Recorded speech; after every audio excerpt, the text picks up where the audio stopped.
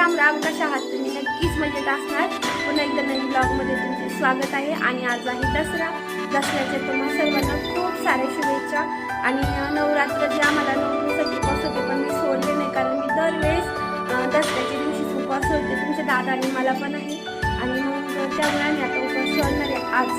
आणि मग मला स्वयंपाक करायचा आहे. आणि मी काहीच करणार नाही, कारण माझी तब्येत बरोबर नाही. दीदी पण आजारी आहे, तिला पण आता एक व्हायरल येतं म्हणजे व्हायरल इन्फेक्शन होत आहे. तर डॉक्टरसुद्धा म्हटले की सध्या म्हणजे सगळीकडे हे व्हायरल चालू आहे. तर थंडी, ताप आणि अंग कणकण करते असं होतं. तर मला आणि तिला कसं होतं की जसं गळ्याला नव्हतं, चक्कर आल्यावर होतं. त्यामुळे ना आणि काय होतं, मला दम लागतो बोलताना सुद्धा, एवढं म्हणजे सर्दीला छाती वगैरे पॅक झालेली आहे. तर त्यामुळे मी थोडं स्टॉप करून व्हिडिओ पुन्हा घेतला. आणि ती तिथं झोपलेली आहे. आता मी कन्यापूजन वगैरे काहीच केलं नाही, कारण माझी तब्येतच बरोबर नव्हती. आणि स्वयंपाकसुद्धा एकदम साधा सिंपल, जो की एक भाजी बनवणार आहे. आणि करडईची जोडी तर 100 रुपयाला झालेली आहे आमच्याकडं. तुमच्या इकडे कितीला आहे नक्की मला कमेंट करून सांगा. आणि कुणी आंबाड्याच्या भाजीचं पण निवड दाखवतं. तर तुमचे दादा म्हणे जर 20 वस्तू भेटेल ती घेऊन येईल, कारण आपली परिस्थितीच नाही तेवढी. गाड्यांचा आवाज येतो. तर मग आता तुमच्या दादाने भाजी आणि भाकरी साधा स्वयंपाक करणार आहे. मी दुसरं काही बनवणार नाही. आणि तोच निवड घेऊन जाणार आहे. व ते देवीच्या पडद्या वगैरे सगळं बनणार आहे. तर ते सुद्धा तुम्हाला ब्लॉगमध्ये बघायला भेटेल. आणि खूप असं छान आणि मस्त ब्लॉग होणार आहे. तर कंटिन्यू ब्लॉग पूर्ण बघा आणि सपोर्ट सुद्धा करा. आणि सकाळी तुम्हाला सांगते, साडा वगैरे सगळं आपल्या दादूनं केलं, कारण माझी आणि दिदीची तब्येत बिलकुल बरी नाही. तुमच्या दादांनी दादूंनी दोघांनी गाड्या धुतल्या आणि अंगणामध्ये साडा वगैरे टाकलाय. रांगोळी काढायची राहिली आहे. तर दादू म्हटलं मी आलो काढतो मम्मी रांगोळी. आणि घरं वगैरे सगळं आवरून घेतलेलं आहे बघा. सोफे वगैरे सगळं घर जे आहे तर पूर्ण व्यवस्थित झालेलं आहे. आणि होतं कसं माहिती का, गाड्यांचा आवाज येतो. आता मी अशी फिरले तरी मला असं फिरल्यावानी होतं. इतकी तब्येत खराब आहे, तरी पण म्हटलं चला व्हिडिओ बनवूया. तर नक्की सपोर्ट करा. आणि माझा आउटफिट बघा, तुम्हाला मी ना पूर्ण दाखवते. किती छान असा ड्रेस घातलेला आहे मी. आणि ड्रेस छान घातला ना, थोडंसं चांगलं राहिलं तर छान वाटतं. केस वगैरे विचारायचं राहिले, पण आता म्हटलं त्याला सकाळी खूप सारे भांडे वगैरे घासते. पण मी बाहेरचं पण दाखवते अंगण कसं आवडलेलं आहे, कसं नाही. बॅक साईडने दाखवते मी.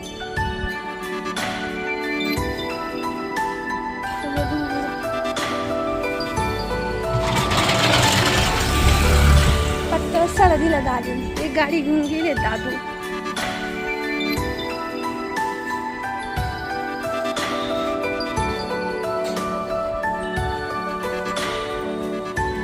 आणि ना पेरूला बघा किती छान असं पेरू आलेले. अरे 2 तर गळून गेले. कुठं गळाले का मी? 2 पेरू गळाले. पेरूच्या झाडावर हे बघा असंच पडलेलं आहे. काय नेमकं सांगा कमेंट करून काय करावं. त्यासाठी बस किडी लागलेली दिसते की नाही काय. गुलाबाचं झाड.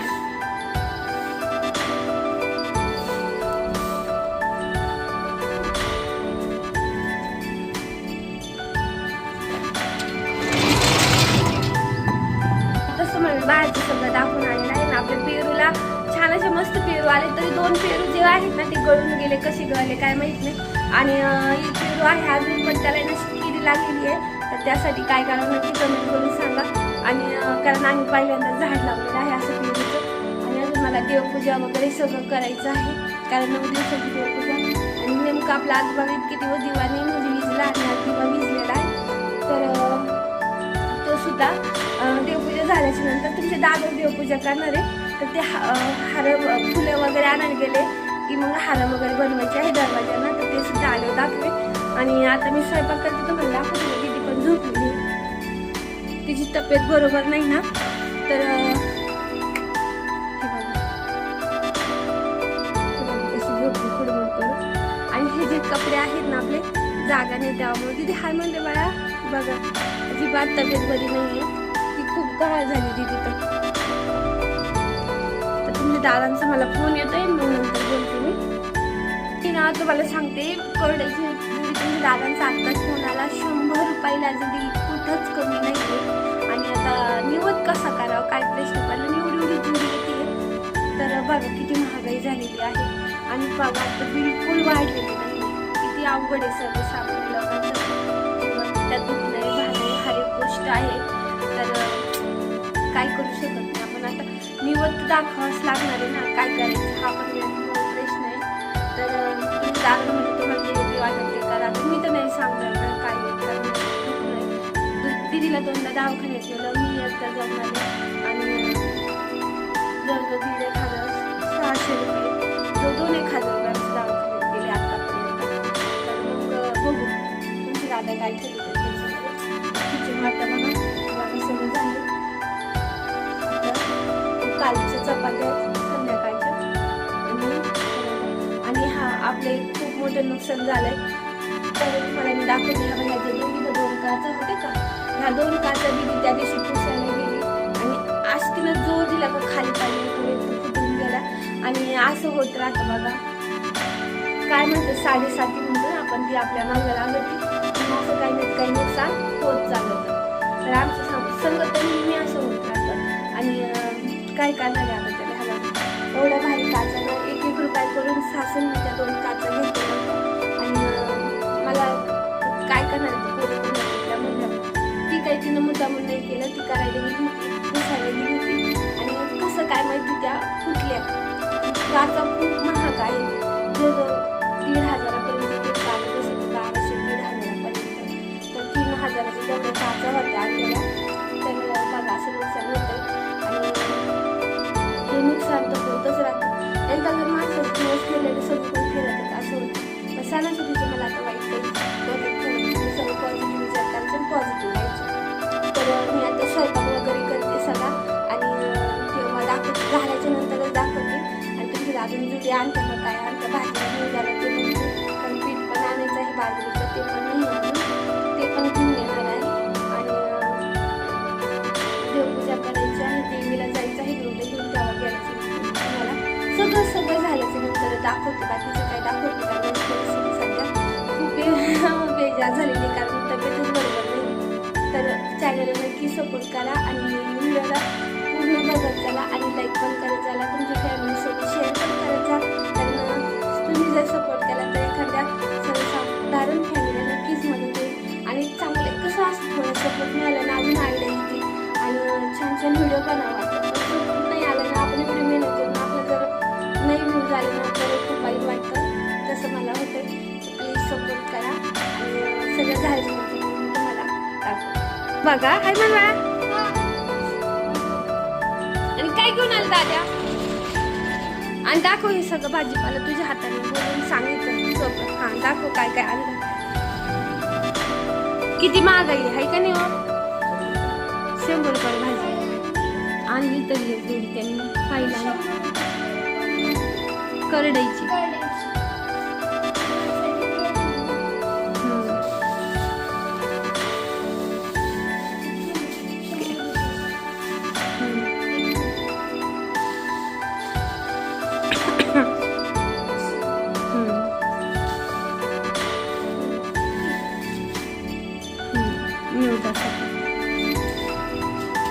ठीक आहे. आणि अजून काय घ्यायचं होतं दादा इकडे.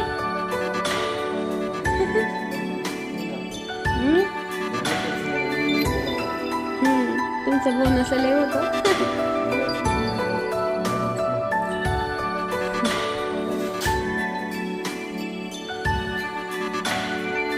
चला आता एवढं सगळं करीते मी. हे हार वगैरे बनवते.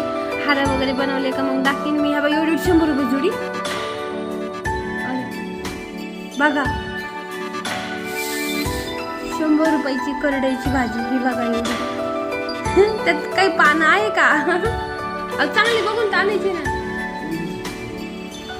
हा ना.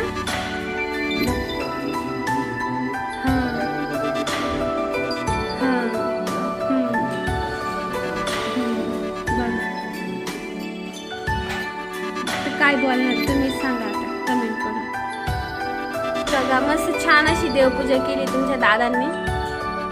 निवद वगैरे भाजीचं आणि भाकरीचा निवद ठेवलेला आहे. अजून खूप वासर आहे बाबा इथला.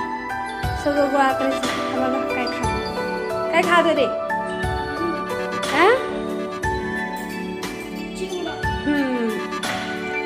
बघा तुमच्या दादांनी हार बनवले. काय बांधते का हो गाडीला? हां, आता ही दुसऱ्या गाडीला आहे का? हां, आता साडी घातली, साडी सिंपल आणि आता विंडो वगैरे घेतले. बघा. याच्यात ना मी इथं घेतलेले आहे भाजी भाकरीचे, जास्त नाही घेतलेले.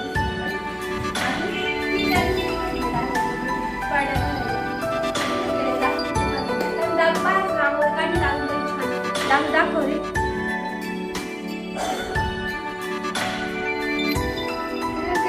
हा मी बनवला आहे.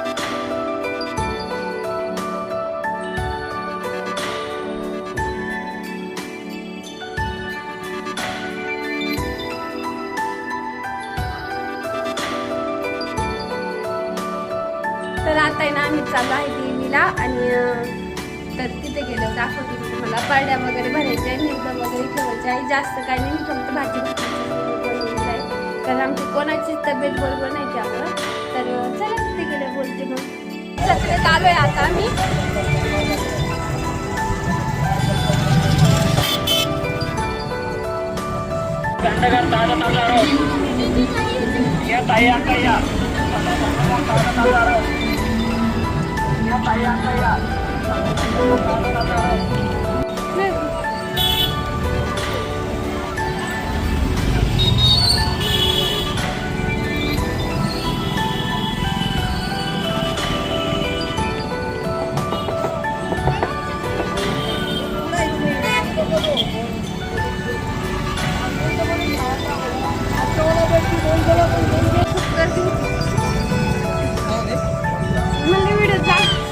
त्या बाजूला गर्दी होती.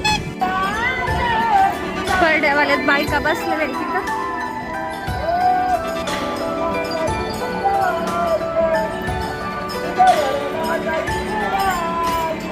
इकडून चला कडानी.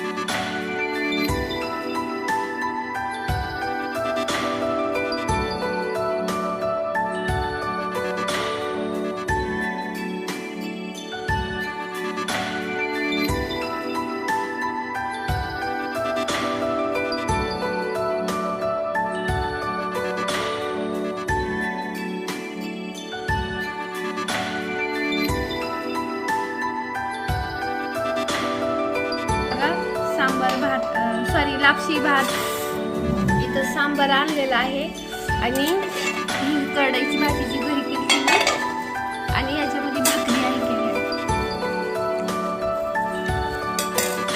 तर आता आहे ना मी 9 दिवसाचा उपास सोडते आणि सोडल्याच्या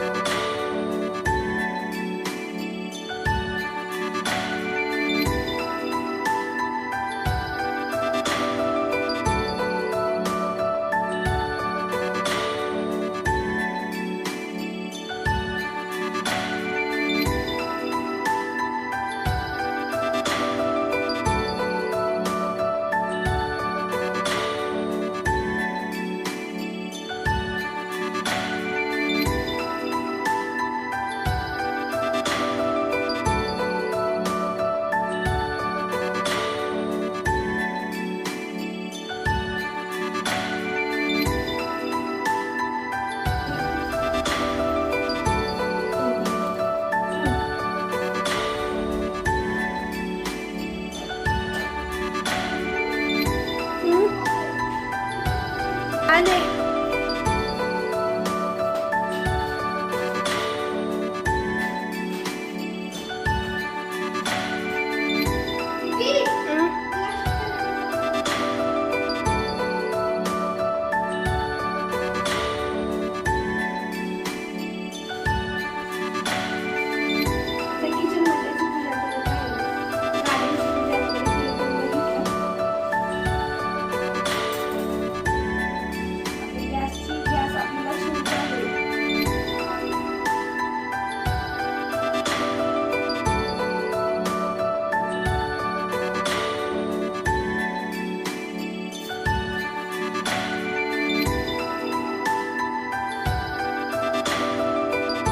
फटाके नको वाजू जाऊ.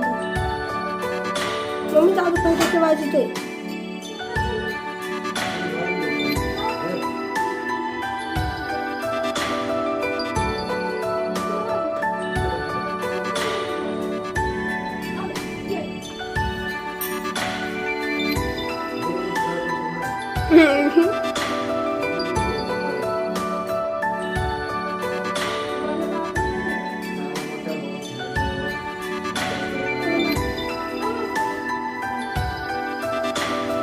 थांब थांब.